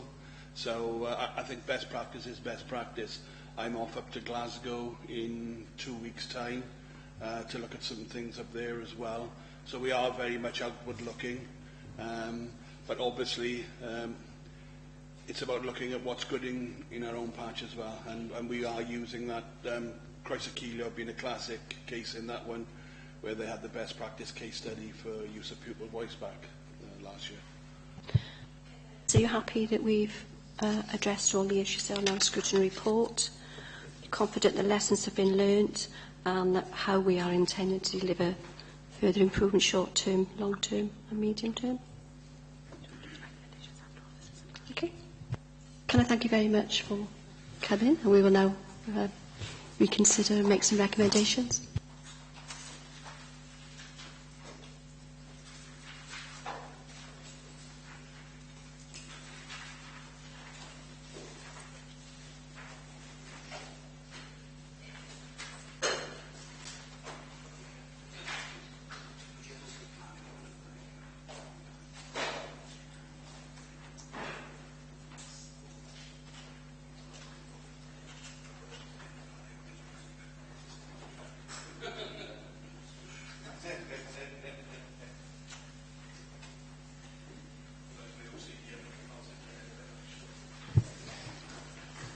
Okay.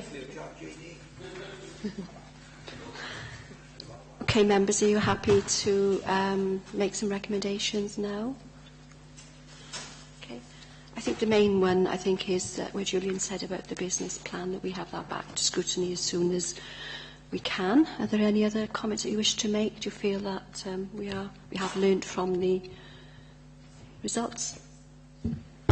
Yeah, thanks, Madam Chair. Yeah, I found it really quite interesting, and yeah, these people do seem to have grasped the situation we find ourselves in.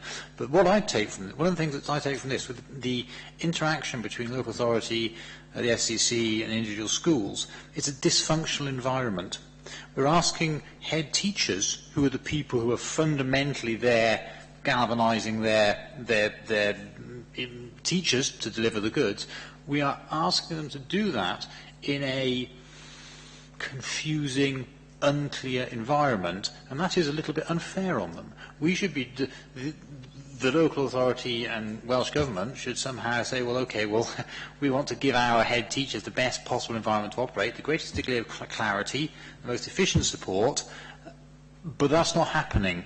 And so I think we need to be conveying that I think in our view. Could I perhaps make a comment on that? I mean, I think the issue is, really is that the Welsh Government doesn't have the confidence in local authorities that perhaps it ought to have. And I've been saying for many a long time that money should never have gone to individual schools. It should have come to this local authority for us to decide how it should be spent. However, I think this is an issue that the Welsh Government had more confidence in the individual head teachers than it did in the local authority, and I think in the majority of cases it's proven to be misplaced. Recommendation. Comments?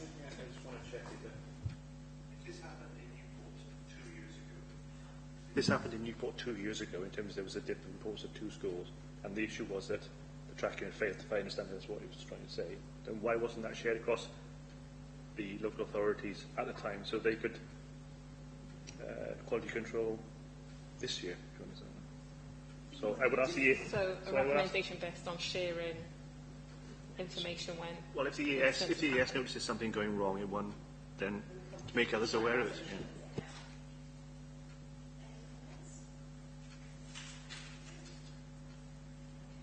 Well, I think it's a general.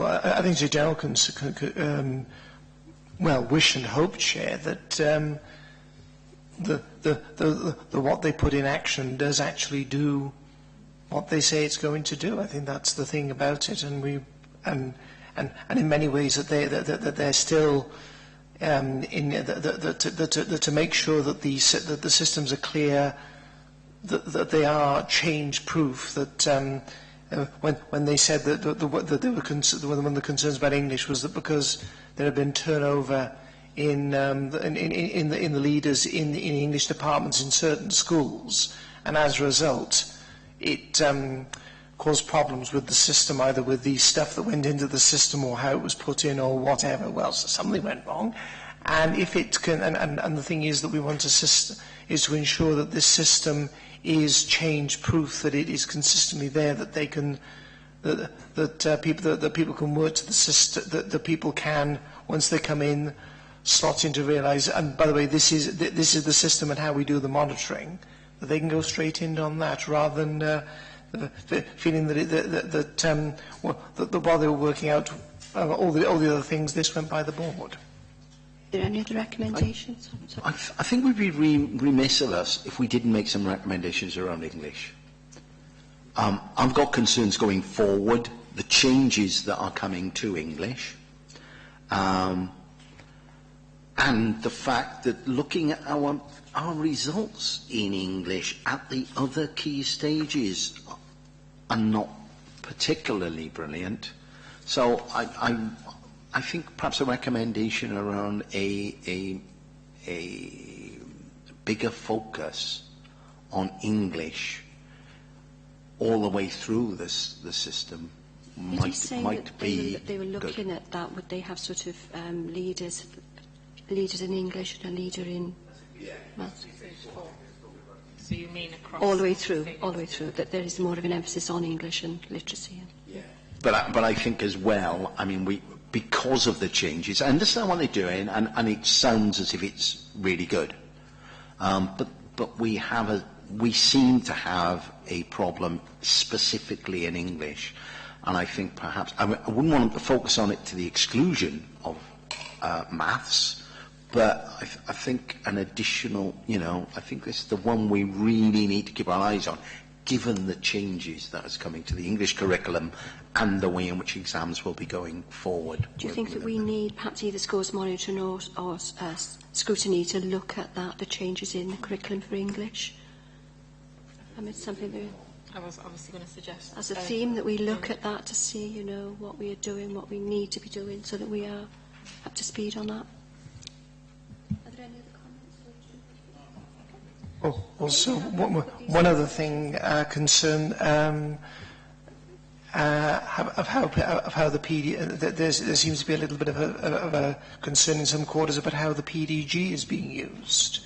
Is it just is it actually being used to work with non-free school meal free school meal pupils, or is he just going into the pot? Using the PGG money to close the gap. More focused on closing the gap is what it should be. What he said was they're using it to scaffold those coming from those underachievers who are coming forward from primary into secondary. They're using that. They're putting the free school meal pupils in there as well, but they're also using it to bring up those pupils who are not performing as they wished in those early years in secondary. So yeah, I think more of a focus on closing the gap with PDG money. Got a few. I was just going to remind members, obviously, that there is the schools monitoring subcommittee as well, and that you have agreed to have the secondary schools back in, so you'll be able to concentrate and get more assurances that what is being put in place, the head teachers are also taking them on. And can we see if we can get? We're not on the thing now. Can we see if we can? Oh, we are. Are we? Sorry, I thought we'd come up with. That's why I didn't put it on. I didn't think we were on there.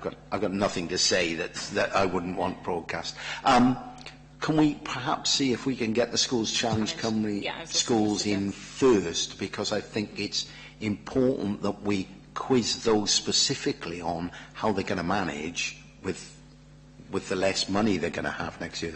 And with the advisors then. I think we have sort of worked up the work programme, and perhaps we'll share that with members later. Put these recommendations forward, that Becky sends them out, and that if you've got any changes, perhaps you'd like to. If we move on then to agenda item 6, which is the Schools Standards Monitoring Subcommittee update reports. You can see there on Appendix 1 the report that we issued on Ysgol Brynonan, and the recommendations that have either been accepted or not considered. Some have been rejected. I mean, I'm really quite pleased with the level of acceptance that we've got. Obviously disappointed that because of the physical condition of the school, we couldn't move them up the ladder a bit.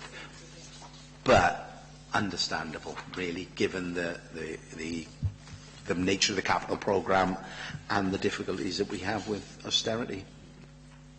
Okay, and the second one I think is Pennygarn, and I think it's a very, very positive report there from Pennygarn. I think all our recommendations were accepted, so thanks to all the committee members for that. Okay, and I think that is the end of the meeting. We just need to the date of the next meeting. Members, just to remind you, in your basket of items was teacher assessment, and it is proposed that that was the item for the next meeting, if you all agree with that, and obviously then the business plan that you've just discussed. Yeah. So if I work with the chair to do the pro forma.